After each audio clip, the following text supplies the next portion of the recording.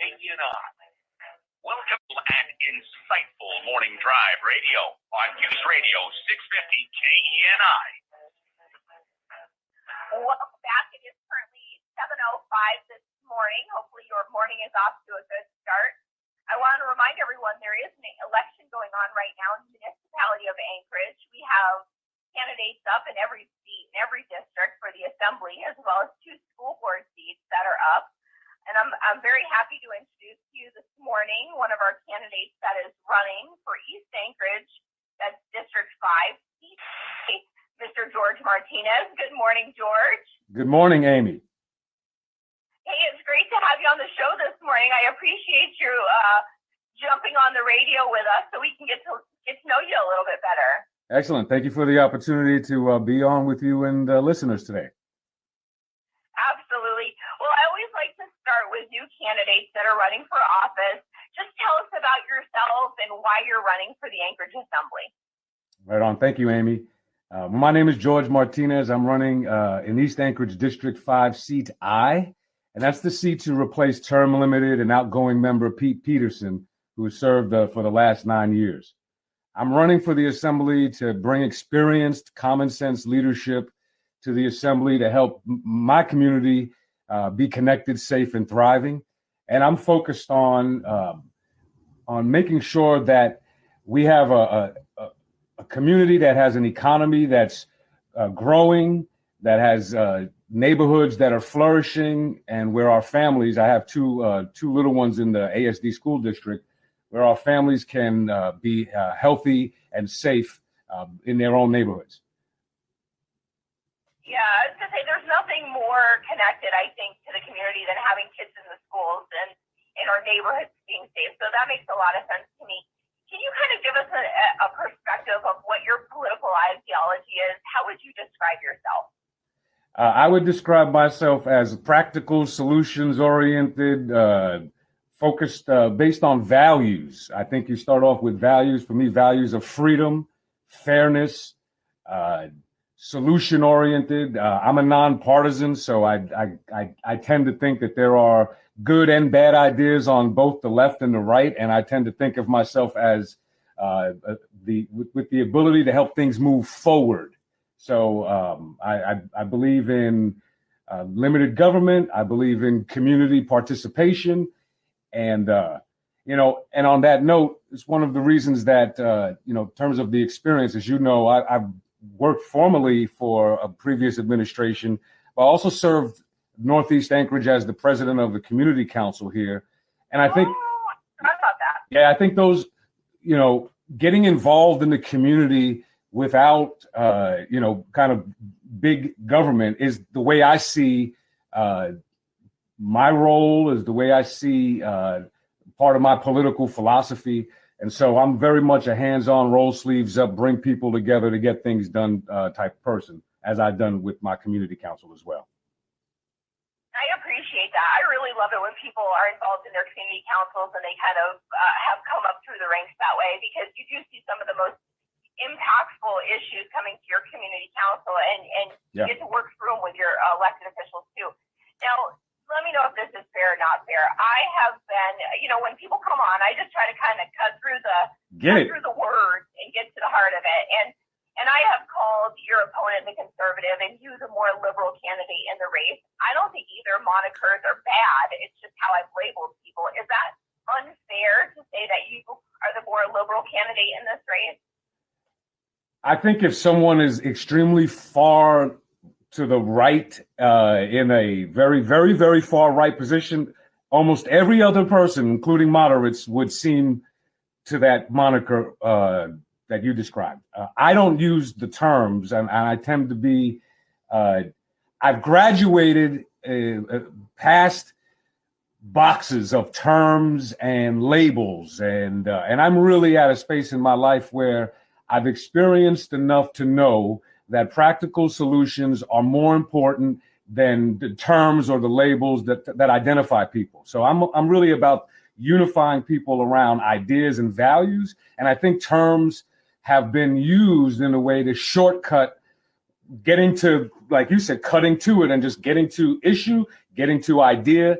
And so I tend to be like with procedures and process, extremely conservative. I tend to be kind of a person that believes that even, that community councils, for example, have a role, and that helps limited government be able to effectively address the needs of people in their particular areas. One size doesn't fit all. That seems very practical to me. That may be able to be put on a political ideology somewhere, but I don't see the labels as effective with respect to how I approach solving problems and bringing people together. But again, if someone is extremely far on an edge of any side of the political spectrum, the other person might seem in a different direction versus that. Sure. One of the things that you said that I love, I label myself as a conservative, but again, depending on who you're talking to, some people may say I'm not conservative enough or I'm too conservative. But one of the things that you said is that you believe in limited government. Now, I know there's an article running around right now about your involvement with Occupy Wall Street. Let me ask you, since that time, how do you reconcile that with your views of limited government? I mean, are you a free market kind of guy, or are you really, do you think there's parameters by which we should stop and government intervention should happen? I mean, I'm just trying to rectify those two positions. Yeah. Because you did see your limited government. But I'd like you to explain what that means. Well, those are you laid out a lot there to unpack. So let's get right to the heart of it. Let's just think about in 2011 the call to stand against the global capital Wall Street bankers who want to dominate local politics all over the world. And so I see that people who stood and recognized that Occupy Wall Street essentially was about bringing local control back from Wall Street bankers. That to me is the most, I don't see that as I just see that as very much straightforward with respect to the same narrative of local control, limited government, and taking a stand for what's right.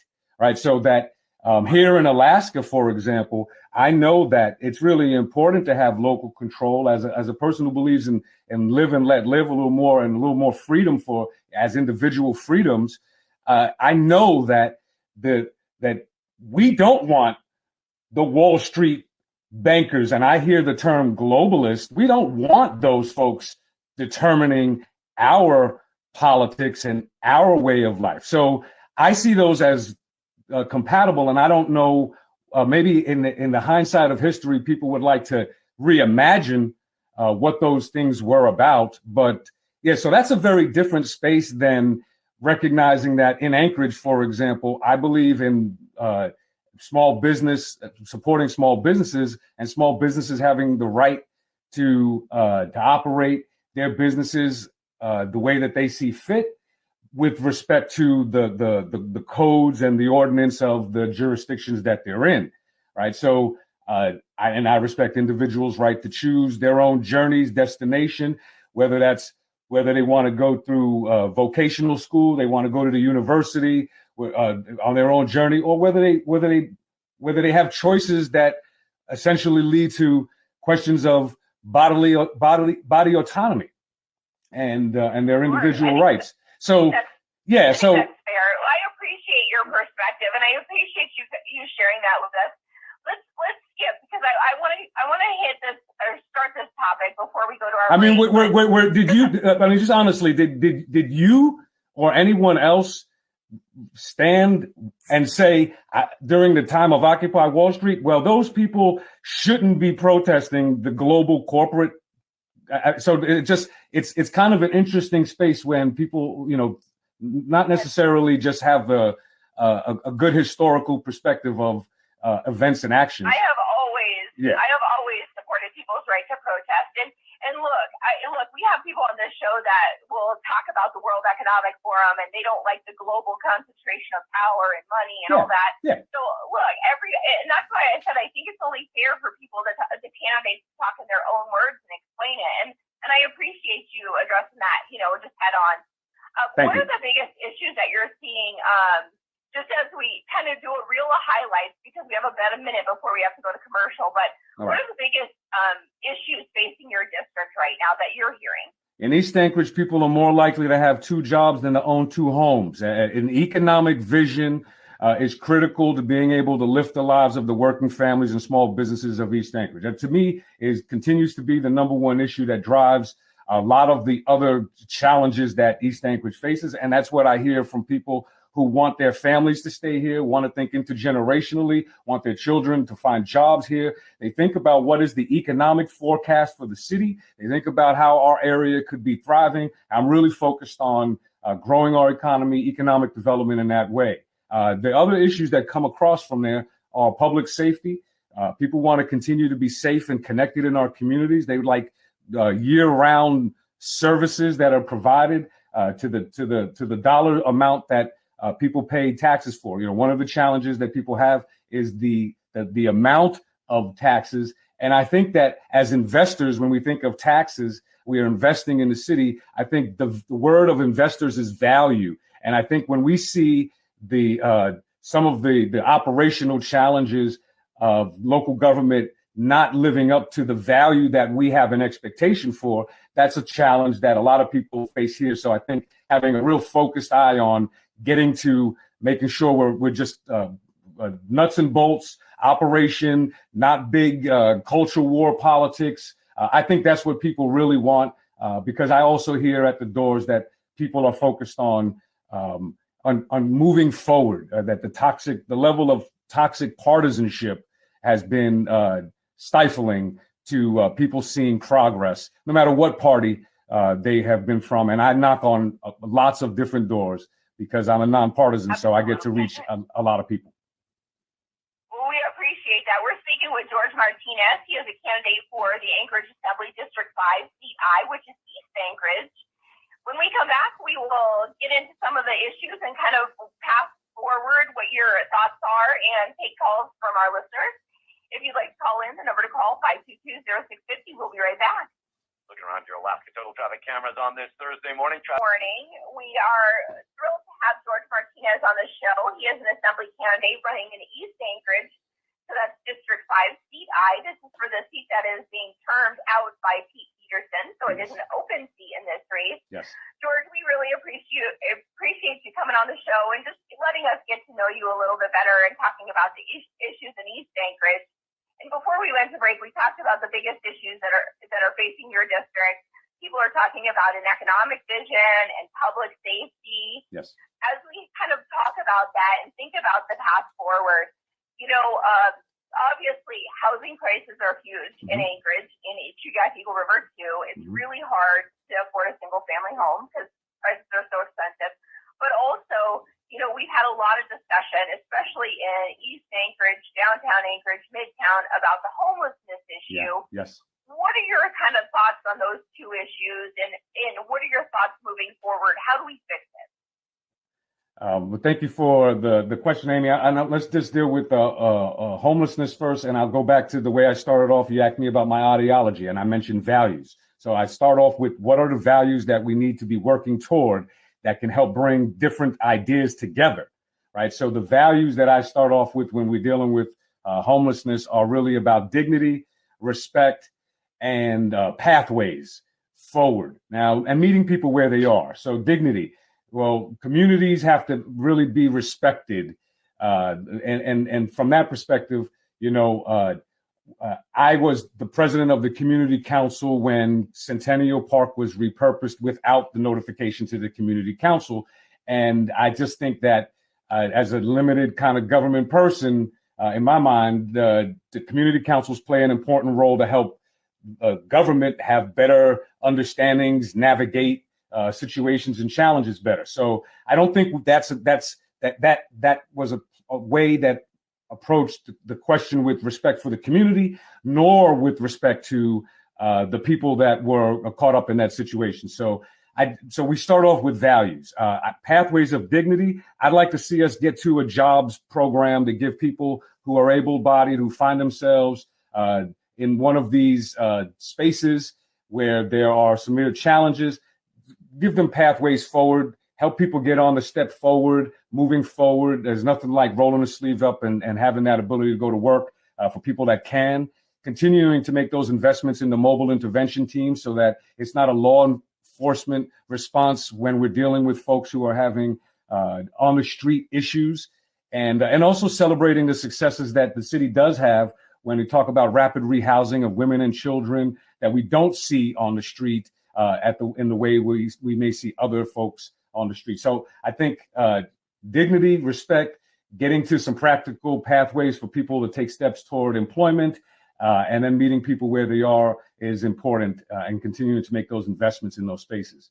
On the housing side, I think of both the nature of density is different in every area. So one size fit all, what's going to happen in East Anchorage, what may really be effective for us in East Anchorage may not be most effective or, part of the strategy for where you are out in Eagle River, right? In Chugat. So, Sure. I recognize that, and even different from downtown. So I think having a real comprehensive understanding of what is possible, what are our growth areas, and then getting barriers out of the way so we can get to shovel ready, getting to yes faster, getting development projects faster. And for me, Amy, I see that we can activate some opportunity to activate, and I'm really interested in exploring the federal opportunity zones in Anchorage that go across the north part of our community from downtown, east downtown, all the way to the northeast corridor, which has a federal opportunity zone designation. How can we leverage some of those indicators and buckets for bringing more resources into the community and getting the red tape out of the way? So that's what I see with respect to East Anchorage, and with respect to pathways of dealing with and addressing homelessness across our community. And, those values are important to me. I appreciate that response. This is a challenge of doing talk radio. We wish we had more time. It goes by so fast. Oh, yeah. And I can't believe we're already up against the clock. But I can't thank you enough for coming on the show and letting us introduce you to our audience. If people want to learn more about you, if they want to talk with you, what is the best place for them to do that? Hey, thank you. My phone number, direct cell phone, is on my website. My website is georgeforanchorage.com. And again, I'm a nonpartisan running to bring experienced, common sense leadership to the assembly to help bring people together, move our community forward. I have a diplomatic background, community council background, municipal experience, and a real track record of getting stuff done that works for the benefit of our community. And so I appreciate that. Anybody has any questions, feel free to visit my website, drop me a line, hit me up with a phone call, and I answer all my calls, or I will return the phone call if you leave a message. Wonderful. George Martinez, thank you so much. We wish you the best of luck in Tuesday's election. And George, again, one more time, your website, georgeforanchorage.com, correct? georgeforanchorage.com. Yes, ma'am. Thank you, Dan.